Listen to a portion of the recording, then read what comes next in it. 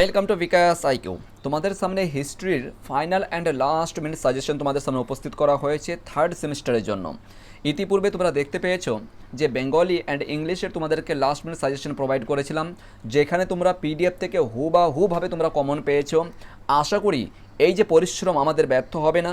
আজকে তোমাদের সামনে যে হিস্ট্রি তৈরি করেছি, টোটাল দুটো পিডিএফ হবে এইখান থেকে, যেখানে তুমি সম্পূর্ণ ফ্রি অফ কস্ট অ্যাক্সেস করতে পারবে।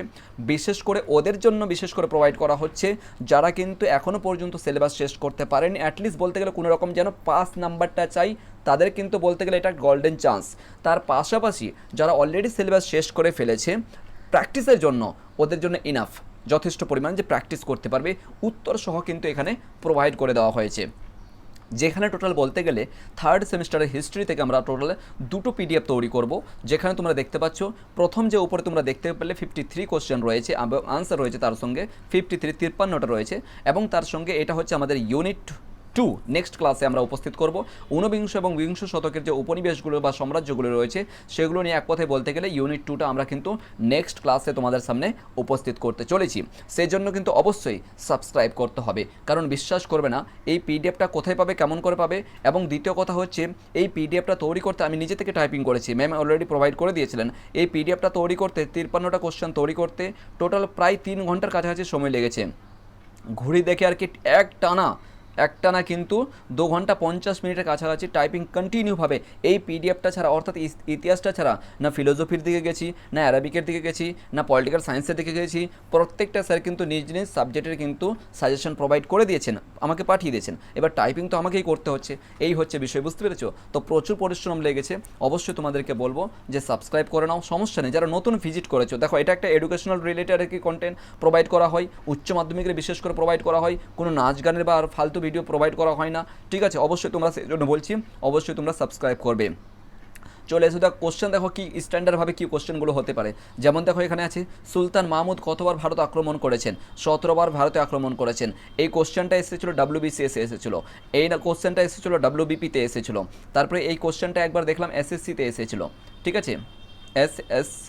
এসএসসিতে, এসএসসির এমটিএস অথবা সিএইচএসএল পরীক্ষাতে এসেছিলো, মানে এক কথা বলতে চাকরির পরীক্ষাগুলোতে এসেছিলো। তাহলে কতটা বুঝতে পেরেছো? তোমাদের যে সিলেবাস তৈরি করে দিয়েছে কাউন্সিল, খুব দুর্দান্ত একটা ভালো সিলেবাস।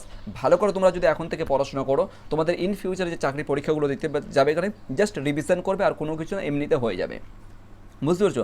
ডাব্লিউবিসিএসের কোশ্চেন আসছে, হ্যাঁ, মাহমুদ কতবার ভারতে আক্রমণ করেছিল। সবচেয়ে একটা মজাদার তোমাদের সামনে প্রশ্ন শেয়ার করছি। দেখো এই যে মাহমুদ আক্রমণ করেছিল ভারতবর্ষের মধ্যে, এই যে মাহমুদ আক্রমণ করেছিল ভারতবর্ষের মধ্যে, বিশেষ করে ওর উদ্দেশ্য ছিল কি? লণ্ঠন করা, লুটপাট করা, ঠিক আছে, ইত্যাদি কথা। এবার দ্বিতীয় কথা হচ্ছে তারপরে অমুসলিমদের যে মন্দির গির্জা এই সমস্ত বিশেষ করে তিনি ভাঙচুর করে দিতেন, ঠিক আছে, এক কথায়। এবং তার পাশাপাশি সবচেয়ে একটা ফেমাস যে ইতিহাসের পাতায় লেখা হয়েছে যে ভারতবর্ষের মধ্যে সবচেয়ে একটা বড় মন্দিরকে তিনি লুটপাট করেছিলেন এবং ভেঙেছিলেন, সেই মন্দিরটার নাম বলো, যেটা ইতিহাসের পাতায় কিন্তু নথিভুক্ত আছে। আব্বাস ইবনে, আচ্ছা ওটা বলো, কমেন্ট করো। এরপর চলে আসবো, আমরা দেখতে পাবো যে এখানে যেন কোথায় একটা পড়েছিলাম, এই যে দেখো পতঞ্জলি মহাভাষ্যের আরবিতে অনুবাদ করেছেন, আল বেরুনি করেছেন। এবং এই বইটা দেখো, এই যে এই বইটা আছে না, এই বইটা দেখো, এই বইটা হচ্ছে কিতাবুল হিন্দ, এই যে আছে না কিতাবুল হিন্দ সব এই গ্রন্থটির অপর নাম কি? এই যে কিতাবুল হিন্দ, তাহকিকুল হিন্দ। বহুবার কিন্তু এটা চাকরি পরীক্ষায় এসেছে। তাহকিকুল হিন্দ কে লিখেছেন বলুন? কেতাবুল হিন্দের অপর নাম একই আর কি, ঠিক আছে? তো এই মানে বইটা কে লিখেছেন এটা কিন্তু দিনই তোমাদেরকে বলো, এটা কমেন্ট করে বলো। এবং এই বইটা কিন্তু অ্যারাবিক ভাষায় আছে, ঠিক আছে? অনেক অপশান থাকতে পারে, পার্সিয়ান, তুর্কি, ঠিক আছে, এই মতন করে অপশান থাকতে পারে। তো সেই জন্য বললাম যে তাহকিকুল হিন্দ বা কিতাবুল হিন্দ কে লিখেছেন, ভেরি ভেরি ইম্পর্টেন্ট। ওকে, এরপরে চলে আসবো আমরা আরবরা সিন্ধু পর্বতের, আচ্ছা ওটা অতটা ইম্পর্টেন্ট নেই, তাও দেখতে পেরে, ঠিক আছে? দেখো 53 কোশ্চেন দিয়েছি, নিশ্চিত এখান থেকে হুবাহু তোমরা কোশ্চেন পাবে, জাস্ট একবার করে নজর বুলিয়ে যাবে। তার আগে বলছি দেখো অনেক পরিশ্রম করেছে এই পিডিএফটা তৈরি করতে, প্রত্যেকটা পিডিএফে কিন্তু প্রচুর পরিমাণে পরিশ্রম লাগে। 50টা 60টা কোশ্চেন তৈরি করতে কিন্তু মিনিমাম বলো প্রায় 3 ঘন্টার কাছাকাছি সময় লেগে যাচ্ছে, এতটা সময় নষ্ট হচ্ছে, বুঝতে পেরেছো? তোমাদের জন্য অ্যাটলিস্ট শুধুমাত্র, সেজন্য তোমাদের কাছে কিচ্ছু চাই না, না কোনো পয়সা চাই না, কোনো আর কোনো কিছু, ফ্রিতে সমস্ত কিছু তোমাদেরকে অ্যাক্সেস প্রোভাইড করছি, জাস্ট একটা সাবস্ক্রাইব আর কোনো কিছু, যারা নতুন ভিজিট করছো। সবচাইতে ইম্পর্টেন্ট হচ্ছে এই জায়গাটাতে এসো, এই যে ভারতবর্ষে এই ভারতকে হিন্দুস্তান নামে উল্লেখ করেছেন কে, ভেরি ভেরি ইম্পর্টেন্ট, বা উল্লেখ করেছেন তুর্কিরা। দেখো এখানে কিন্তু আমরা কয়েকটা দেখতে পাবো, যেমন আর কি সুলতান, দিল্লি সুলতান তোমরা পড়েছো জানি না, পড়েছো কিনা। দিল্লি সুলতানতের মধ্যে আমরা কিন্তু দেখতে পাবো যে তোমার প্রথম চলে আসবে কিন্তু এই তুর্কি শাসন একটা সুলতান ছিল, যেটা আমরা দেখতে পাবো করে ওই তুর্কি যারা শাসন করেছিল সেটা হচ্ছে তোমার ওই এরা প্রথম যে ওই যে বলে না, সরি, কুতুবুদ্দিন আইবক যে স্টার্ট করেছিল তুর্কি ডাইনাস্টি অথবা মামালুক ডাইনাস্টি, ঠিক আছে, মামালুক ডাইনাস্টি, এটা যে উপস্থিত করেছিল ইনি কিন্তু তুর্কি শাসক ছিলেন উনারা। তাহলে এই মতন করে কোশ্চেনে ফিরিয়ে আসতে পারে যে নিম্নলিখিত, যেমন করে দিতে পারে যে মামালুক ডাইনাস্টি, খিলজি ডাইনাস্টি, অথবা তুগলক দিতে পারে, অথবা সৈয়দ দিতে পারে, অথবা লোদি ডাইনাস্টি দিতে পারে, এর মধ্যে তুর্কি শাসক কোনটি, এই মতন করে বুঝতে পেরেছো। তুর্কি শাসক হয়ে যাবে তোমার মামালুক ডাইনাস্টি। এটা কিন্তু বহুবার WBCSও প্রশ্নে এসেছে, প্রচুর পরিমাণে ইম্পর্টেন্ট কিন্তু, ঠিক আছে।